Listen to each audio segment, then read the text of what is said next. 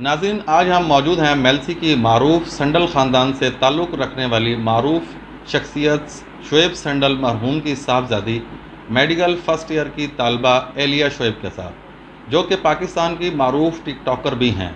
گزشتہ روز ان کی social media پر ایک پیغام پر مبنی ویڈیو وائرل ہوئی، جس میں یہ الزام لگاتی ہیں کہ ان کے والد کی وفات کے بعد ان کے حقیقی چچا اور سوتیلے بھائی اور دیگر عزیز و اقارب ان کی وراثتی زمین پر قبضہ کیے ہوئے ہیں اور ان کی زمین سے دستبرداری کے لیے مختلف طریقوں سے ڈرایا دھمکایا جا رہا ہے۔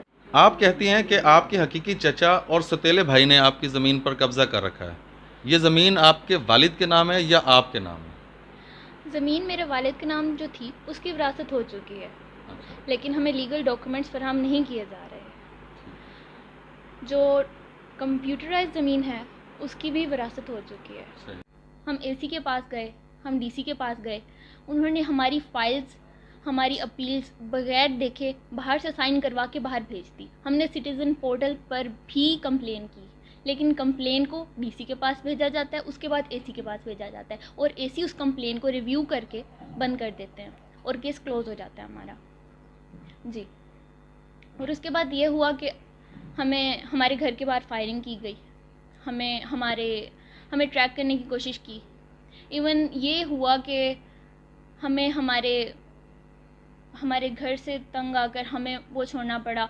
ہم یہاں اپنا سب کچھ ہونے کے باوجود، اپنی زمینیں ہونے کے باوجود، سب کچھ ہونے کے باوجود بھی کرائے کے گھر میں رہ رہے ہیں۔ آپ پڑھی لکھی ہیں، وراثتی زمین تو خود بخود انتقال ہو جاتا ہے، اس کا منتقل ہو جاتی ہے، تو آپ کو کس قسم کی دشواریوں کا سامنا کرنا پڑا؟ وراثت ہونے میں جہاں تک کہ سب کو لگتا ہے کہ وہ بہت آسان ہوتا ہے، لیکن یہ 1-1.5 سال کا جو عرصہ ہم نے گزارا ہے وہ ہم بہتر جانتے ہیں۔ ہم نے جگہ جگہ اپیل کی، A C office, D C office, وہ ہماری بات تک نہیں سنتے تھے۔ ہمیں وہاں سے عجیب و غریب باتیں سننی پڑتی، میری مدر کو عجیب و غریب باتیں سننی پڑتی، ان کی لوگوں کی، ان کو رشوت دینا، یہ وہ، ہر کوئی رشوت مانگتا ہے۔ کوئی ہمیں سپورٹ نہیں کر رہا، ہمیں کسی قسم کی کوئی مدد نہیں کی جا رہی، چاہے وہ ریونیو ڈپارٹمنٹ ہے، چاہے وہ اے سی، چاہے وہ ڈی سی ہے۔ آپ نے ریونیو ڈپارٹمنٹ یا پولیس سے کسی قسم کی مدد حاصل کرنے کی کوشش کی؟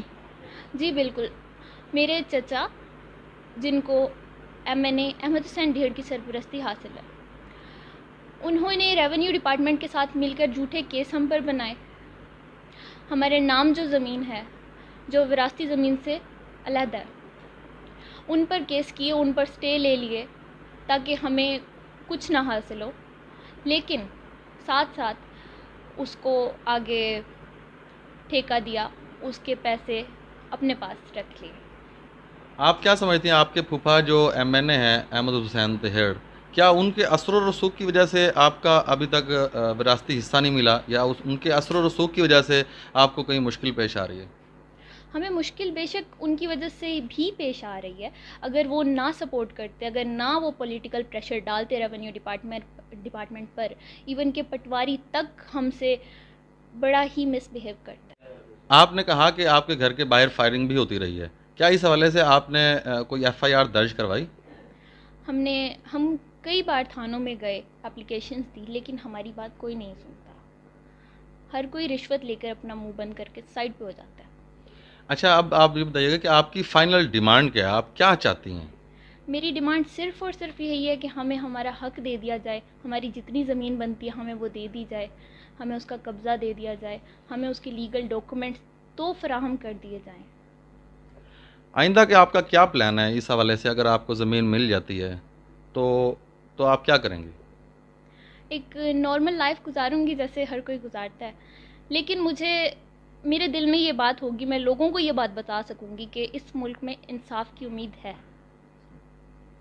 آپ کی ویڈیو سوشل میڈیا پر وائرل ہو چکی ہے، کیا آپ اس کے اثرات سے ذہنی طور پر تیار ہیں؟ جی بالکل، اس کے اثرات میری زندگی پر، میری فیملی پر بہت زیادہ ہیں۔ جیسے کہ میں اپنی اسٹڈی پر فوکس نہیں کر پا رہی، بالکل، اور ان فیوچر مجھے بہت سارے اس سے میرے فیوچر کو تھوڑا، آپ جانتے ہیں جیسے کہ اگر کسی کی لائف آ جاتی ہے سوشل میڈیا پر، تو بعد میں جب لوگ ان کو دیکھتے ہیں تو لوگ اپنے پوائنٹ آف ویو سے ان سے بات کرتے ہیں، اپنے پوائنٹ آف ویو سے ان کو یا کچھ کہہ دیتے ہیں، یا لوگوں کو سچویشن کا پتہ نہیں ہوتا. جیسے کہ ابھی بھی بہت سارے لوگ مجھے یہ کہہ رہے ہیں کہ کیا پتہ آپ فیم کے لیے اس طرح کر رہی ہو، کہ کیا پتہ آپ ان کو ڈیفیم کرنے کے لیے اس طرح کر رہی ہو، جبکہ مجھے اس سب کی کوئی ضرورت نہیں ہے. میں صرف یہی اپیل کرتی ہوں کہ مجھے میرا حق دے دیا جائے، ہم لوگ چپ کر کے سائڈ پر ہو جائیں گے. لیکن یہاں ہماری بات تک نہیں سنی جا رہی. میرے والد کی وفات کے بعد فوراً ہی میرے سوتیلے بھائی، میرے چچا، بہت ہی اچھے بنے. ہمیں انہوں نے یقین دلایا کہ آپ کو آپ کا حق ضرور ملے گا، آپ کو ایک ایک مرلہ دے دیا جائے گا. 1 مہینہ گزر گیا، 2 مہینے گزر گئے، تیسرا مہینہ آ گیا.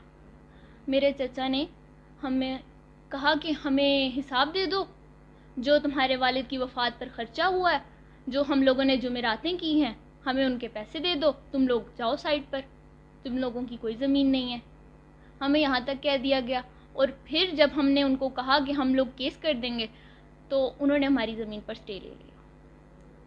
سٹے لینے کے باوجود بھی وہ ہم سے کانٹیکٹ میں رہے، اور انہوں نے ہمیں کہا کہ ہم کر دیں گے کچھ مہینے تک، 1 مہینے تک کر دیں گے، 2 مہینے تک کر دیں گے، اس سے بات کر لیں، آج یہ مسئلہ ہے، کل یہ مسئلہ ہے، ٹھیک ہے.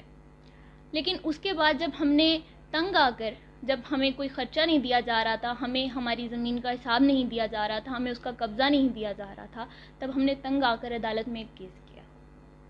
اس کیس کے بدلے میں انہوں نے ہمیں دھمکیاں دی، ہمیں سنگین نتائج کی دھمکیاں دی جاتی ہیں، اور کہا کہ اگر آپ لوگوں نے اس کو مزید کنٹینیو کیا، یا مزید کوئی سٹے لیا، یا مزید اپنا حق مانگا، تو آپ کو کسی نہ کسی سنگین نتائج کا سامنا کرنا پڑے گا.